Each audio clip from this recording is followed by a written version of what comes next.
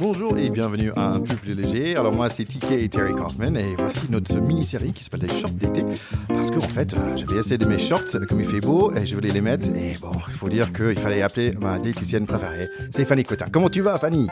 Bah ça va super bien. Et toi? Ouais, bah superbe, je suis content de te revoir. Bah moi aussi, puis je suis contente d'être ta diététicienne préférée, ça me fait plaisir. Voilà. Est-ce que t'en as une autre d'ailleurs? Non, ça Bon bah c'est facile alors. Allez, on aime bien ce petit moment des shorts d'été parce que ça nous donne l'opportunité de se reparler au microphone, ça fait toujours plaisir. Et voilà, et en plus, il y a des bonnes choses qui se passent. Bah oui, j'ai l'impression, hein. Ça a l'air de... Le short a l'air de rentrer de mieux en mieux, non? J'ai testé et finalement j'arrive à mettre mon fameux short que j'ai essayé de mettre et finalement ça va plutôt bien dans les jambes. Pas mal dans les fesses, mais quand même la taille, hein, c'est un peu serré dans la taille. Ah, c'est déjà une belle réussite, quoi. C'est cool. Oui, exactement. Donc je suis assez confiant. D'ici 2-3 semaines, ça va aller très bien. Oui, et du coup, t'arrives à faire perdurer les petits changements que tu as mis en place dans ton alimentation, dans tes prises de conscience autour de tes sensations, du pourquoi tu manges et tout ça? Bah, en fait, c'est intéressant parce que oui, donc la réponse est oui. Je pense qu'il y a beaucoup plus de sport, on avait déjà parlé. Et en fait, tiens, tu sais ce que j'ai fait pour la première fois depuis, 6 mois? Non. J'ai couru. Trop cool! Ouais, j'ai fait un petit jogging, pas beaucoup, 3 km et demi. Mais c'était génial. Et en plus, j'étais pas si loin, on va dire, de l'horaire normal. Je sais pas comment Ton dire ça. rythme, Mon ouais. rythme normal, oui. Et en fait, j'étais assez content. Donc, il y avait le danger où j'ai couru le premier jour, j'ai couru le deuxième jour, troisième jour, peut-être je vais pas la faire. Donc, peut-être je vais sortir ce soir pour courir un petit peu. Ah, cool. Et t'as fait ça avec plaisir, du coup? Ouais, vraiment. J'ai dit, tiens, c'est sympa de retrouver cette sensation. Et aussi d'être pas si loin que j'avais pas forcément beaucoup perdu. Donc, ça, c'est très agréable. J'ai même retrouvé ma montre connectée, un truc qui était en train de prendre plein de poussière. Donc ouais, c'est très chouette. Ah, c'est super. Ah oui, donc, mais c'est super encourageant parce qu'au final, assez rapidement, il y a eu quand même plein de changements. Enfin, tant dans ta sensation physique liée à tes shorts, mais du coup, dans comment tu te sens dans ton corps et puis au niveau sport aussi. Enfin, j'ai l'impression que ça a bougé vite. Ouais. C'est trop bien. Je pense que c'est parce qu'il fait beau aussi, ça aide énormément. Je pense que c'est pour beaucoup. Tiens, je voulais te dire merci aussi parce qu'il y avait quelque chose en conversation un peu en off qu'on avait tous les deux. J'avais un peu des émotions un peu négatives qui a ressurgi récemment. Et tu m'as dit, tiens, ça serait intéressant de faire un petit peu gaffe à comment tu manges dans les jours à venir. Est-ce que ça va avoir un changement sur toi? Et je dis, tiens, c'était intéressant, juste le commentaire que tu m'as donné. Je dis oui, tiens, j'avais regardé ça et j'ai noté que j'avais un peu envie d'un peu plus de chips le soir, ce genre de choses, mais juste de dire, tiens, j'ai eu un peu d'émotion négative, est-ce qu'il y aura un effet sur mon alimentation après? Je trouvais ça intéressant. Ouais, et c'est vrai que c'est intéressant d'essayer de le faire quand on est vraiment dedans, parce que quand on discute mais qu'on n'est pas dans une période où on vit des émotions négatives, alors on essaie de se reprojeter en imagination, tiens, quand je me sens comme ça, comment est-ce que je fonctionne, tout ça. Mais quand on y est vraiment dedans, là, clairement, il y a juste à prendre un petit pas de recul et puis de regarder ce qui se passe. Donc, ouais, c'est intéressant de le faire en live, quoi, en direct. Ouais. Et plus tu t'entraînes à le faire en live, plus après, ça devient un automatisme. Dès que tu es un petit peu moins bien, tu t'observes dans ton alimentation, dans ces moments-là et ce qui se passe. Et c'est rigolo que tu dis ça parce que alors moi, récemment, j'ai eu plusieurs soirées où j'avais des petits trucs qui m'ont un peu crispé. Rien de grave, hein, tu vois. Et j'avais des choses que j'ai jamais dans mon congèle. Je sais pas pourquoi, mais j'ai très rarement des glaces dans mon congèle. Et là, j'ai des amis qui m'avaient amené des Magnum. Et alors, j'ai remarqué que dans ma tête, tous les soirs où j'étais contrariée, tac, j'avais le Magnum qui apparaissait, je suis allée manger petits bouts de Magnum. Et du coup, je l'ai quand même fait, mais tu vois, en observant, en me disant, tiens, là, je suis vraiment en train de manger émotionnel.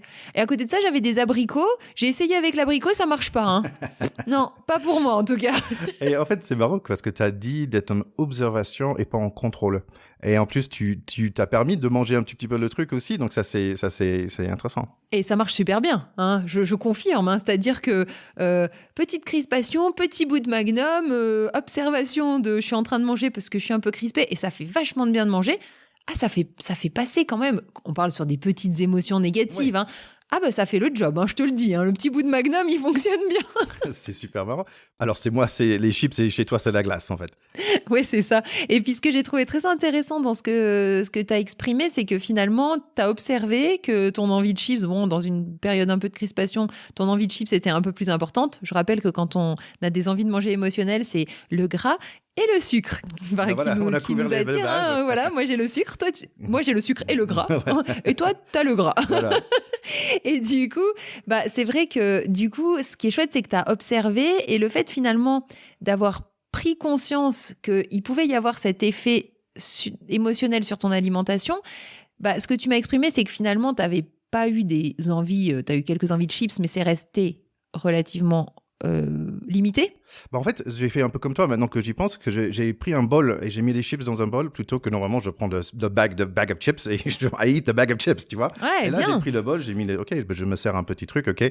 Bah, un petit truc, c'était quand même un grand bol. Mais bref. Mais c'est top d'avoir eu la démarche de prendre ton petit bol et du coup finalement de satisfaire ce besoin émotionnel avec une petite quantité. C'est comme quand je dis, bah moi je me suis coupé un petit morceau de Magnum. J'aurais pu manger la glace en entier. Bah non, finalement j'ai pris un petit bout. Et du coup, d'être dans cette démarche d'observation et de prise de conscience, finalement, sans le vouloir, peut déjà vraiment beaucoup freiner ton envie de manger émotionnelle. Tu vois, juste d'en prendre conscience et d'être observateur. Donc, on pourra pas savoir, on peut jamais savoir comment ça se serait passé si tu n'avais pas observé. Mais là, en tout cas, potentiellement, ça a pu aider à doser un petit peu ses envies, quoi. Bah, superbe. Bah, c'est marrant parce qu'aujourd'hui, on parle de chips et de la glace. Et aujourd'hui, j'ai voulu faire exactement ça. J'ai voulu parler de nourriture parce que on parle pas beaucoup de food, nous, dans toutes nos émissions qu'on fait. On parle très peu de food. Donc voilà, donc je voulais parler un petit peu des idées de food ou boissons pour l'été. Qu'est-ce que t'en penses? Ouais, c'est une bonne idée, ça change. Alors, moi, quand tu me parles été et recettes, la première recette qui me vient en tête, c'est une recette qui est espagnole, qui vient de Séville, qui ressemble à du gazpacho, mais qui n'est pas du gazpacho. Ça s'appelle du salmonrejo ou du salmonjero, enfin, un truc comme ça. Attends, je demande à Google. Salmorejo. Ouais, j'étais pas si loin. Ça a l'air très exotique. Qu'est-ce que c'est alors? Il y a quoi dedans? Alors, c'est une soupe de tomates froide dans laquelle tu mets beaucoup de pain de mie ou de pain un peu rassis, enfin, ou de pain de campagne ou de choses comme ça, qui du coup devient mou, dans lequel tu mets de l'ail, beaucoup d'huile d'olive, tu mixes, et ensuite, tu manges ça avec du jambon cru et des petits morceaux d'œufs coupés en tout petits morceaux que tu mets sur ta soupe de tomates. C'est super bon, c'est vraiment super bon. Ça te donne l'impression de manger quelque chose de très sain. C'est très calorique, Ah bon? mais c'est très bon. Ok.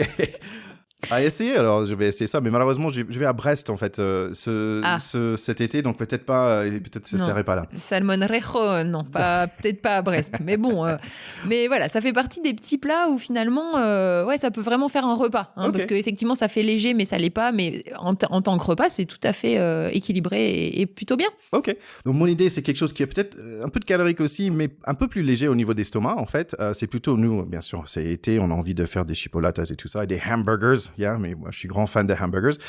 Mais en fait, comme ma fille, elle mange plus de viande depuis peu, on commence à faire de plus en plus des fish burgers. Donc, en gros, on remplace le bœuf avec du poisson.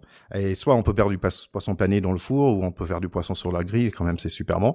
Donc, et en fait, en mangeant, c'est 10 fois plus léger que manger 125 ou 150 grammes de bœuf au niveau de l'estomac. C'est assez léger à ce niveau-là. Ah ouais, bah oui, forcément, ça doit être moins riche en graisse, donc plus léger. Mais du coup, tu peux faire avec du poisson, des filets de poisson? Ou c'est que avec du poisson pané? Nous, on fait principalement avec du poisson pané, mais Ok. si vous êtes doué... Avec un petit filet de poisson. Voilà, sur la grille, ouais, c'est très bien. Ok. Ah, bah j'ai jamais essayé, tu vois. Ah ouais, ça peut être sympa.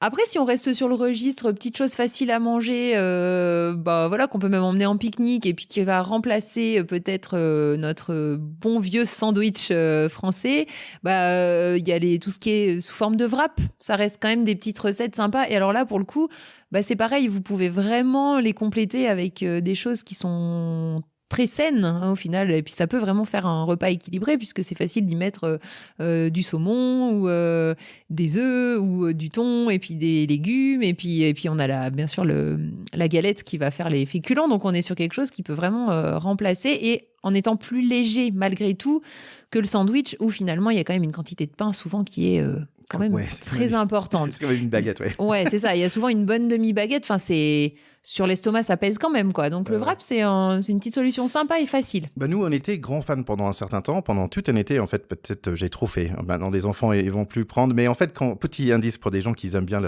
la chaîne Subway, normalement, quand j'y vais, je prends le super grand sandwich et tout ça. Mais maintenant, ils ont un wrap et j'ai noté que, en fait, le double sandwich, j'ai plus besoin. J'ai trop, en fait, je mange trop quand j'ai fait ça. Et le wrap, en fait, c'est un peu moins.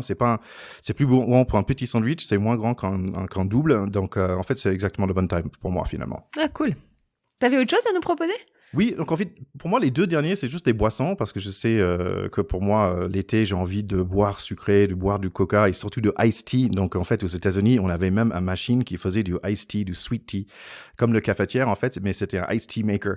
Et en fait, le truc qui était horrible, par contre, c'est qu'on mettait un tonne de sucre dedans, parce que bien sûr, le iced tea, c'est toujours mieux avec du sucre.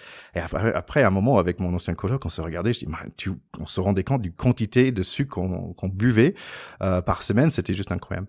Donc, pour remplacer ce besoin américain de iced tea, de sweet tea, c'est très sud aussi, c'est vraiment un truc de chez moi. Ce que j'ai fait, c'est que je prends de Lipton Saveur de soir, le petit infusion là, et je le fais, oui, normalement, et après je le mets dans une bouteille en verre. Et je le mets dans le frigo. Et donc, j'ai fait tout un litre, par exemple, et après, je le mets en frigo. Et le jour après, j'ajoute aucun sucre, parce qu'en fait, c'est tellement, le goût est tellement bon des sucrés déjà, c'est magnifique. Donc, en fait, voilà, ça remplace mon iced tea avec quelque chose qui plutôt, c'est une infusion, quoi, sans sucre ajouté. Ouais, c'est une bonne idée. Puis comme en été, comme on a aussi besoin de plus d'hydratation, c'est bien des fois de trouver des petites solutions qui permettent de s'hydrater de manière un peu plus... tentante, on va dire, que de l'eau, et puis avec pas trop de sucre. Clairement, moi, ce que ça m'inspire quand je t'entends les iced tea, là, toutes les boissons sucrées, c'est marrant, j'en parlais ce matin avec un patient, c'est les quantités de sucre qu'on peut manger sans s'en rendre compte. Hein. Ouais. Voilà, 50 grammes de sucre par jour, ça fait 1,4 kg de sucre par mois mangé, quand même. Donc, vous imaginez le paquet de 1 kg, plus quasiment la moitié d'un autre paquet, et 50 grammes par jour, c'est rien. Donc, on est très, très vite à des grosses quantités. Donc, super d'arriver à faire des boissons sans sucre. Le deuxième, c'est un peu la même, mais en fait, ça vient de l'effet que, on n'avait pas beaucoup de sous quand j'étais jeune. Donc, ma mère, elle faisait toujours des jus de fruits, mais elle coupait avec du Perrier ou de l'eau pétillante. Et en fait, ça marche super bien. Et aujourd'hui, par exemple, un jus de raisin, je peux pas le boire, c'est trop sucré. Mais un jus de raisin, moitié jus de raisin, moitié Perrier, en fait, c'est super bon. En plus, il y a des bulles et tout ça, c'est assez agréable. Ah, c'est une super idée. J'ai jamais essayé. Mais franchement, même avec un petit jus de pomme ou un truc comme ça, c'est vrai que ça peut être sympa. Bon. Trop bien. Je pense qu'on a bien fait le tour pour ce petit short. Je suis d'accord. Génial. Essayez les recettes, puis vous nous dites ce que vous en pensez. Très bonne idée. Donc oui, bien sûr, suivez-nous sur tous les réseaux sociaux et partagez avec vos copains. Allez, c'est fini pour ce short d'été. C'est aussi pour dire que si vous sentez un peu moins léger que d'habitude, don't worry, everything's going to be alright. Allez, merci beaucoup Fanny, à très bientôt. À bientôt, merci Thierry. Ciao.